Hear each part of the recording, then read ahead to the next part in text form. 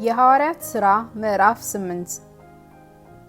በዚያን ቀንም በኢየሩሳሌም ባለች ቤተክርስቲያን ላይ ታላቅ ስደት ሆነ። ሁሉም ከሐዋርያትም በቀር ወደ ይሁዳና ወደ ሰማርያ አገሮች ተበተኑ። በጸሎትም የተጉ ሰዎች እስጢፋኖስን ቀበሩት፣ ታላቅ ልቅሶም አለቀሱለት። ሳውል ግን ቤተክርስቲያንን ያፈርስ ነበር። ወደ ሁሉም ቤት እየገባ ወንዶችንና ሴቶችንም እየጎተተ ወደ ወህኒ አሳልፎ ይሰጥ ነበር። የተበተኑትም ቃሉን እየሰበኩ ዞሩ። ፊልጶስም ወደ ሰማርያ ከተማ ወርዶ ክርስቶስን ሰበከላቸው። ሕዝቡም የፊልጶስን ቃል በሰሙ ጊዜ ያደረጋት የነበረውንም ምልክት ባዩ ጊዜ የተናገረውንም በአንድ ልብ አደመጡ።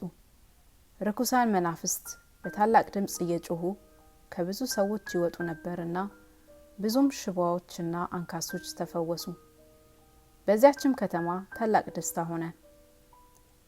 ሲሞን የሚሉት አንድ ሰው ግን እኔ ታላቅ ነኝ ብሎ እየጠነቆለ የሰማርያንም ወገን እያስገረመ ቀድሞ በከተማ ነበረ።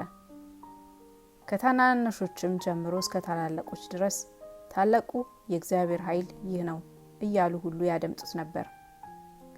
ከብዙ ዘመንም ጀምሮ በጥንቆላ ስላስገረማቸው ያደምጡት ነበር።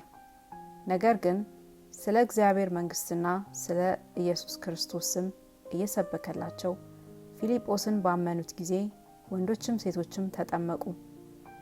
ሲሞንም ደግሞ ራሱ አመነ፣ ተጠምቆም ከፊልጶስ ጋር ይተባበር ነበር። የሚያደርገውንም ምልክትና ታምራት ባየ ጊዜ ተገረመ።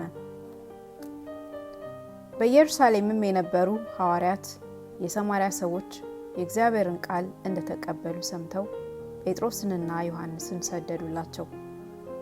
እነርሱም በወረዱ ጊዜ መንፈስ ቅዱስን ይቀበሉ ዘንድ ይጸልዩላቸዋል። በጌታ በኢየሱስ ስም ብቻ ተጠምቀው ነበር እንጂ ከእነርሱ በአንዱ ላይ እንኳን ገና አልወረደም ነበርና። በዚያን ጊዜ እጃቸውን ጫኑባቸው፣ መንፈስ ቅዱስን ተቀበሉ። ሲሞንም በሐዋርያት እጅ መጫን መንፈስ ቅዱስ እንዲሰጥ ባየ ጊዜ ገንዘብ አመጣላቸውና እጄን የምጭንበት ሁሉ መንፈስ ቅዱስን ይቀበል ዘንድ ለእኔ ደግሞ ይህን ስልጣን ሰጠኝ አለ። ጴጥሮስ ግን እንዲህ አለው፣ የእግዚአብሔርን ስጦታ በገንዘብ እንድታገኝ አስበሃልና ብርህ ካንተ ጋር ይጥፋ። ልብህ በእግዚአብሔር ፊት የቀና አይደለምና ከዚህ ነገር እድል ወይም ፈንታ የለህም። እንግዲህ ስለዚህ ክፋትህ ንስሐ ግባ። ምናልባትም የልብህን ሐሳብ ይቅር ይልህ እንደሆነ ወደ እግዚአብሔር ለምን በመራራ መርዝና በአመፅ እስራት እንዳለህ አይሃለሁና። ሲሞንም መልሶ ካላችሁት አንዳች እንዳይደርስብኝ እናንተ ወደ ጌታ ለምኑልኝ አላቸው። እነርሱም ከመሰከሩና የጌታን ቃል ከተናገሩ በኋላ ወደ ኢየሩሳሌም ተመለሱ። በሳምራውያንም በብዙ መንደሮችም ወንጌልን ሰበኩ። የጌታን መልአክ ፊልጶስን ተነስተህ በደቡብ በኩል ከኢየሩሳሌም ወደ ጋዛ ወደሚያወርደው ምድረ በዳ ወደ ሆነ መንገድ ሂድ አለው። ተነስቶም ሄደ። እነሆም ህንደኬ የተባለች የኢትዮጵያ ንግስት አዛዥና ጃንደረባ የነበረ በኢትዮጵያዊም ሁሉ የሰለጠነ አንድ የኢትዮጵያ ሰው ሊሰግድ ወደ ኢየሩሳሌም መጥቶ ነበር። ሲመለስም በሰረገላ ተቀምጦ የነቢዩን የኢሳይያስን መጽሐፍ ያነብ ነበር። መንፈስ ፊልጶስን ወደዚህ ሰረገላ ቅረብና ተገናኘው አለው። ፊልጶስም ሮጦ ነቢዩን የኢሳይያስን መጽሐፍ ሲያነብ ሰማና በእውኑ የምታነበውን ታስተውለዋለህን አለው። እርሱም የሚመራኝ ሳይኖር ይህ እንዴት ይቻለኛል አለው። ወጥቶም ከእርሱ ጋር ይቀመጥ ዘንድ ፊልጶስን ለመነው። ያነበውም የነበረ የመጽሐፍ ክፍል ይህ ነበረ።